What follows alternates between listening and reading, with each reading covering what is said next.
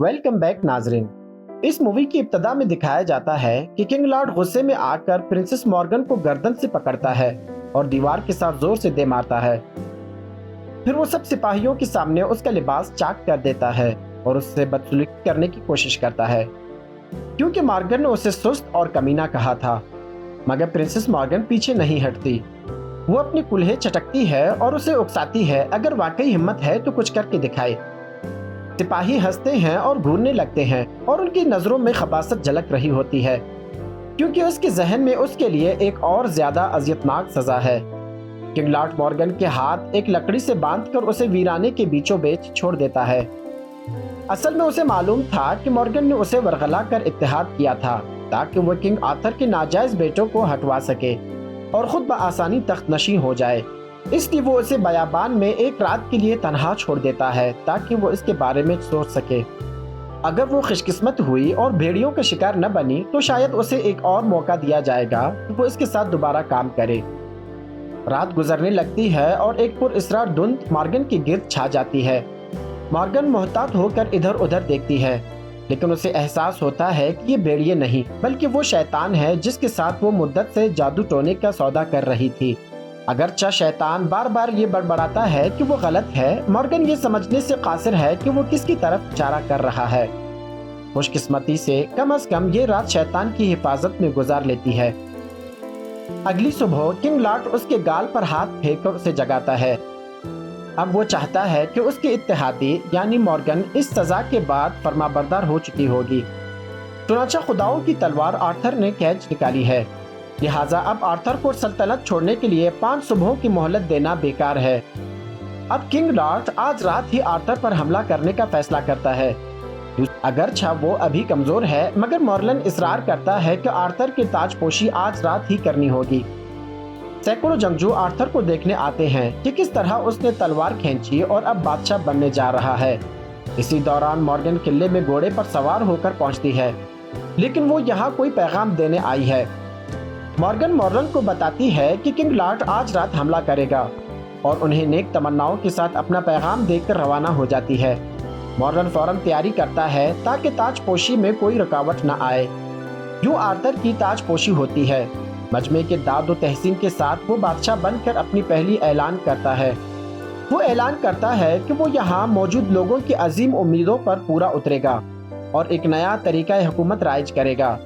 Arthur अपने भाई के को मार्शल मुकर्रर करता है और साथ ही अपने रजाई बाप मोहसिन लेवेंटस को शाही महफूज मुकर्रर करता है। ताजपोशी के बाद हुजूम जश्न में मगन होता है। तभी आर्थर को वो सुनहरी बालों वाली लड़की दिखाई देती है जिसने पहले उसे अपनी तरफ माइल किया था। वो उसके पास जाता है ताकि उस खूबसूरत लम्हे को फिर से जोड़ा जा सके जो पिछली बार अधूरा रह गया था। आखिरकार आर्थर उसे गवनवियर के नाम से जान जाता है। दोनों के दरमियान खुशगवार गुफ्तगू होती है।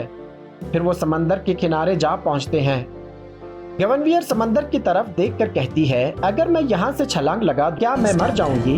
अगले लम्हे आर्थर दीवार पर खड़ा होता है और दोनों अच्छा वक्त गुजारने लगते हैं। बस इसी लम्हे लेवेंटस मुहाफिज की हैसियत पर वहाँ पहुँचता है और उनके खुशगवार माहौल को खराब कर देता है। आर्थर उसे गवनवियर से मिलवाता है, लेकिन उसे ये नहीं मालूम था कि दोनों पहले से एक दूसरे को जानते हैं। ये सच्चाई आर्थर के लिए धचका बन जाती है। अगरचे आर्थर जबरदस्ती मुस्कुराकर उनकी मंगनी पर मुबारकबाद देता है, लेकिन जब वो दोनों की कुर्बत देखता है तो दिल बर्दाश्ता होकर वहाँ से चला जाता है। अपनी खोई हुई मोहब्बत के गम में डूबा हुआ वो अचानक ये महसूस करता है कि दुश्मन जश्न में बेस बदल कर दाखिल हो चुका है। अचानक जंग शुरू हो जाती है।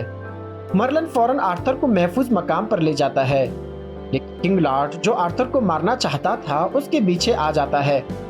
आर्थर का रजाई बाप फौरन लपकता है ताकि वो अपनी मकतूल बीवी का बदला ले सके, मगर ये वाज़ेह है कि दोनों की जंगी सलाहियतों में जमीन आसमान का फर्क है। किंग लॉर्ड अपनी तलवार नीचे रखकर महज घुमंड में आकर आर्थर के वालिद को नेज़े से गोंप देता है। अब किंग लॉर्ड को लगा कि वो कत्ल हो चुका है, मगर आर्थर का रजाई बाप नेज़ा पेट में घुसने के बावजूद दर्द बर्दाश्त करके आहिस्ता आहिस्ता लाट की तरफ बढ़ता है। फिर उसने वही खंजर निकाला जो उसने छुपाया हुआ था। किंग लॉर्ड को मारकर उसके साथ मर जाता है। किंग लॉर्ड ने कभी सोचा भी न था कि उसकी मौत इस तरह बेइज्जती के साथ होगी। अब दिखाया जाता है कि एक औरत रात के जंगल में दाखिल होती है। उस शैतान को तलाश करने जिसके साथ वो सौदा करती रही है। वो अपने कपड़े उतारती है और शैतान को अपनी तरफ मदऊ करती है। मगर ज्यादा देर नहीं गुजरी कि किंग लॉर्ड, जो प्रिंसेस मॉर्गन के साथ तख्त के लिए इत्तेहादी था, मारा गया, जिससे मॉर्गन के तमाम पुरजोश मंसूबे रह गए। अब मॉर्गन सिर्फ बेबसी से देख सकती है कि साबिक बादशाह का नाजायज बेटा आर्थर वो तख्त हासिल कर रहा है जिसे मॉर्गन ने दिल से चाहा था। मॉर्गन और आर्थर दरअसल सौतीले बहन भाई हैं। दर हकीकत आर्थर अपनी बहन से दुश्मनी न करने के लिए ये तजवीज़ देता है कि वो तख्त इसके साथ बांट सकता है।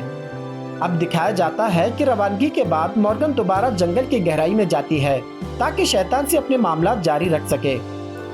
कहा जाता है कि तूफान से पहले हमेशा खामोशी होती है। आर्थर के लिए सबसे बड़ा दचका ये होता है कि उसकी महबूबा गवनवियर 3 दिन बाद उसके मुहाफिज लेवेंटस से शादी करने वाली है।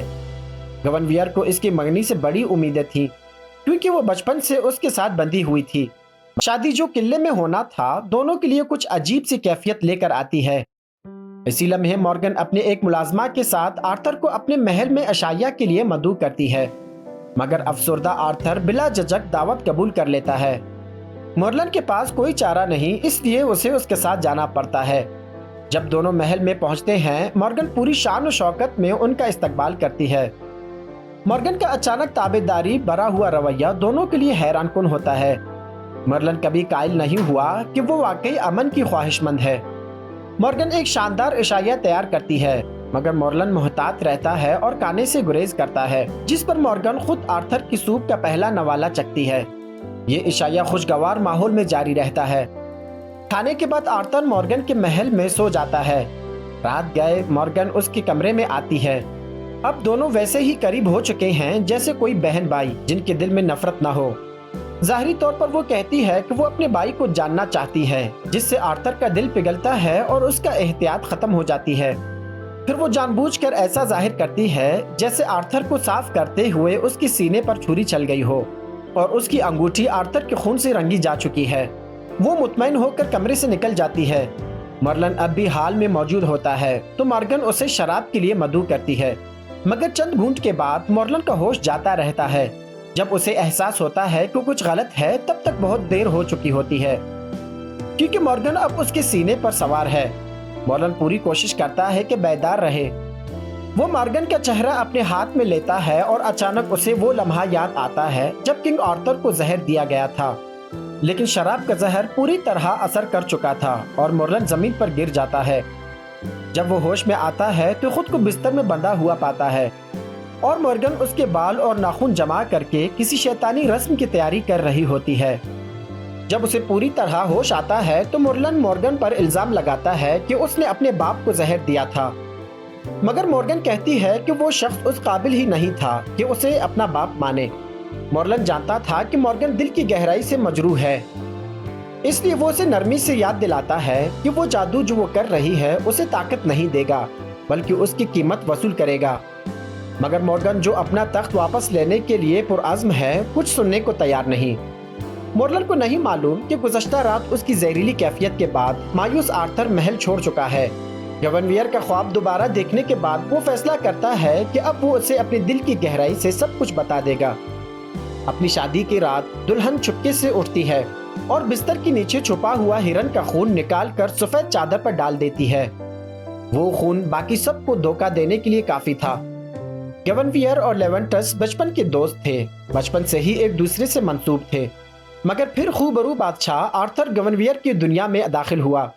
वो दोनों साहिल पर मिले और पहली नजर में एक दूसरे को दिल दे बैठे। आर्थर को ये जानकर शदीद सदमा हुआ कि गवनवियर की मंगनी हो चुकी है, मगर गवनवियर के लिए उसकी मोहब्बत नाकाबिल कबूल थी।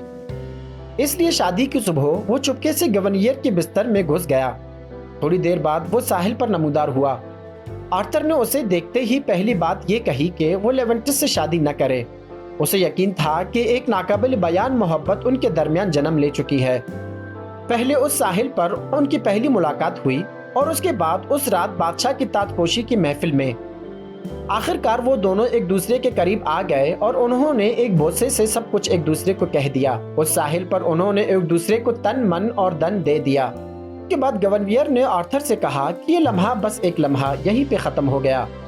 اور یہ راز ہمیشہ ان کے دلوں میں دفن رہے گا۔ آخرکار اس نے بچپن کے منگیتر لیونٹس کو شادی کے لیے چن لیا۔ واپسی کے راستے میں انہیں ایک ہرن ملا جسے تیر لگا ہوا تھا۔ گونویر نے فوراً اپنی شراب کی تھیلی ہرن کے خون سے بھر لی اور جب وہ واپس پہنچے تو ماحول میں شادی کی خوشی گونج رہی تھی۔ آرتھر بے بس تھا، نہ جانے کیسے اس شخص کا سامنا کرے جس نے کبھی اسے بچایا تھا، وہی شخص جو اب دلہن کا دلہا ہے۔ لیونٹس نے تو یہاں تک کہا کہ آرتھر ہی اس کی شادی کے رسومات ادا کرے، اور آرتھر صرف ایک بے چین سی رضامندی سے ہاں کر پایا۔ پھر ایک دلکش نغمے کے گونج میں دلہن اپنے والد کے ساتھ آہستہ آہستہ ہال میں داخل ہوتی ہے۔ گونویر آرتھر کے پاس سے گزرتی ہے اور دلہا کے پاس جا پہنچتی ہے۔ آرتھر نے صرف اپنے دل کا درد خاموشی سے سہ کر ان دونوں کی شادی کی رسومات مکمل کی۔ اسی دوران آرتھر کی بہن مارگن اس کے خون کو جادو کے لیے استعمال کرنے لگتی ہے۔ اس عمل کے ذریعے وہ سب دیکھنے کے قابل ہو جاتی ہے جو آرتھر کی آنکھوں نے دیکھا تھا، اور یوں اس کے دل میں چھپے ہوئے تمام راز جان جاتی ہے۔ اس کے ساتھ ہی اس خوبصورت سی مووی کی کہانی یہیں پہ ختم ہو جاتی ہے۔